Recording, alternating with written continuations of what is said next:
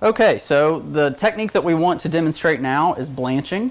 This is a very versatile technique for a couple of reasons. First, when you blanch things, in this case, like we're going to blanch these carrots, you're dropping them in boiling water, but instead of boiling them long and hard like you would, maybe say a potato or something, what we're doing, it's a very quick process. It's in the hot water, 30 to 60 seconds to very quickly cook the outside, but leaving the inside more raw.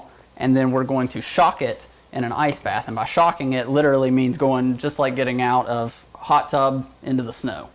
You're going from hot to cold really quickly, and what that does is stop the cooking process. So in order to do that, we have a bowl of ice and just a little bit of water that the carrots are going to go directly into when they come out, and that's going to bring that temperature down.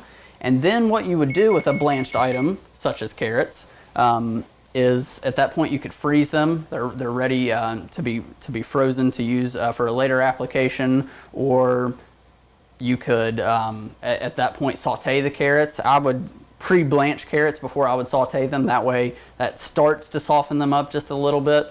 And if I tried to saute these just straight from raw without blanching them at all, it's going to take a long time to cook, and they're going to stay fairly raw in the center. So that's one of the other reasons for blanching. So what we're going to do, very important, you want a slotted spoon or a spider or something like that you can drain the liquid off as you pull them out. You want to have your ice bath handy. These carrots are going to go in the boiling water, and because these are kind of thick carrots, we're going to give these about 60 seconds, maybe 75 seconds in this case. If this were a skinny green bean, 30 seconds. If this were asparagus, 30, 40 seconds, just depending.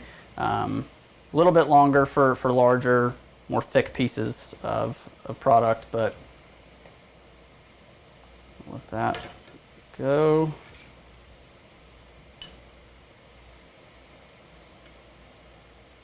You can see I dropped those cold carrots into the water and it stopped boiling. So keep that in mind. We want to let this come back up to a boil real quick. Like I said, these carrots are pretty thick, so they're going to be in a little bit longer than what you would standardly blanch something for.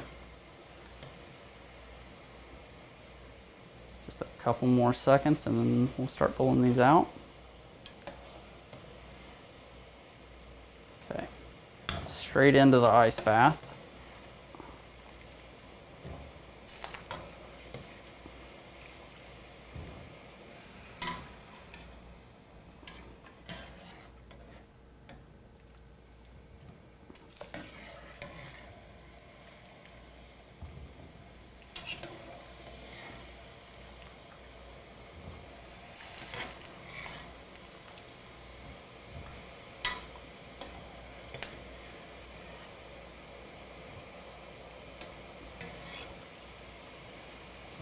Okay, you really want to make sure that these are submerged. You can really smell the carrots, and that's how you know that they have, even though they weren't in there long, and they are still fairly hard. I couldn't just snap this apart with my fingers. The outside has already become a little bit more tender, but the inside is still raw. And that's what we're looking for. Okay, so that's that.